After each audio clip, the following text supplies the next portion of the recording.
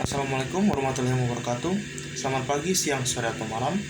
Dan pertama-tama saya mau memperkenalkan diri. Nama saya Pramila Setral Trepi dari kelas 11 IPS 1. Terima kasih untuk Ibu Novi eh, selaku guru bahasa Indonesia kami yang mau memberikan kesempatan saya untuk menyelesaikan tugas teks ceramah.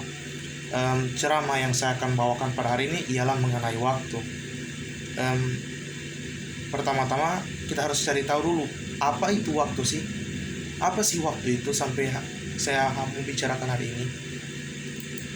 Um, ya, Selagi sewaktu kita waktu definisinya di Kamus Besar Bahasa Indonesia ialah sebuah rangkaian secara kronologis dari itu menyangkut akibat, penyebab dan sebagainya dalam satu rangkaian.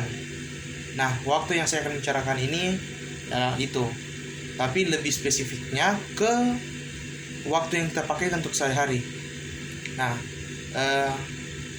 kenapa sih dari semua topik yang saya bawa, yang saya bisa bawa gitu, saya bawa waktu.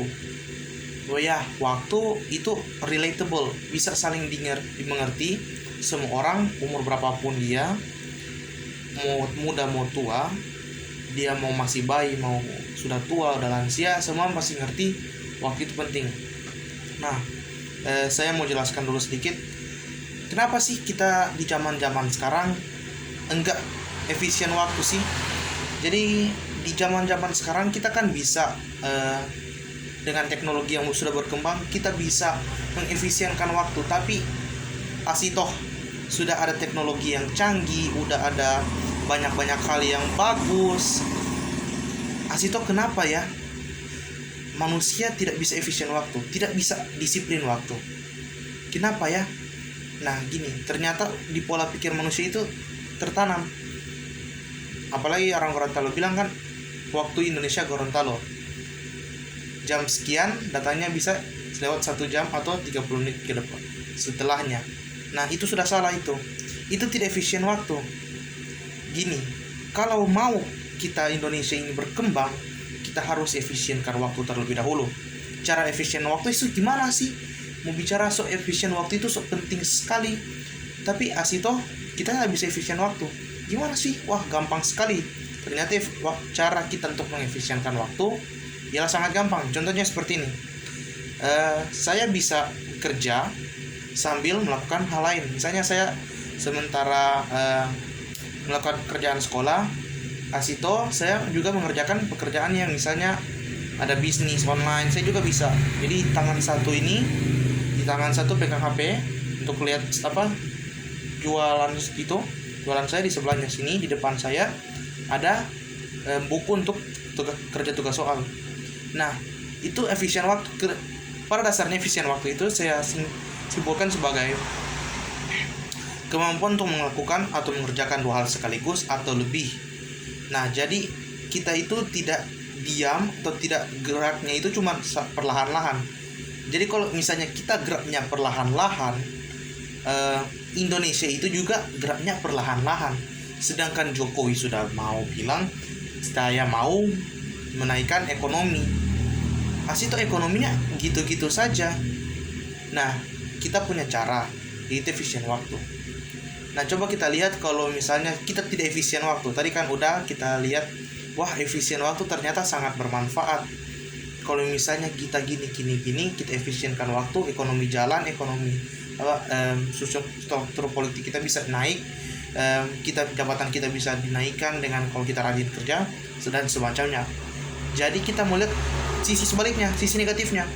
Nah kalau misalnya sisi negatifnya gini, kalau kita tidak efisienkan waktu, kita tidak luangkan waktu, tidak pakai waktu dengan baik, sebaik-baiknya, itu seumpama kita sudah di atas. Misalnya kita udah dapat jabatan yang tinggi, gaji kita udah bagus, kita sudah dapat semua harta kekayaan yang kita perlukan, asito kita tidak bisa atur waktu. Sekali saja kita tidak atur waktu. Misalnya saya kasih contoh lagi, kita kan pejabat, saya sebagai pejabat sudah kaya, sudah punya semuanya, punya uang banyak, mobil mewah, kapal pesiar, villa dan semacamnya. Saya pun walaupun sudah banyak itu, sudah banyak harta kekayaan saya, tapi saya tidak bisa atur waktu, itu bisa hilang sekejap. Nah, kalau sudah hilang sekejap, itu asalnya dari mana? Karena saya tidak bisa atur waktu. Gini, misalnya saya mau pergi rapat penting, sekali saya tidak hadir di rapat itu, saya dipecat. Nah, karena saya tidak bisa atur waktu, saya tiba-tiba tidak bisa ikut rapat. Alasan saya katanya tidak diterima dengan ini. Nah, kalau sudah seperti itu situasi, kita sudah tidak bisa lakukan apa-apa lagi.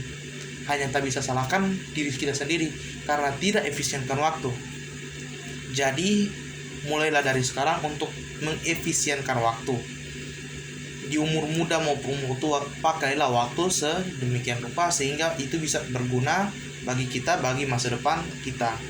Jadi saya mau mengajak Bapak Ibu saudara-saudari sekalian untuk pakai dan efisienkanlah waktu kita selagi kita ada. Soalnya kita tidak tahu apa yang akan terjadi hari esok. Dan kan hari esok 5 menit kemudian kita tidak akan tahu apa yang terjadi.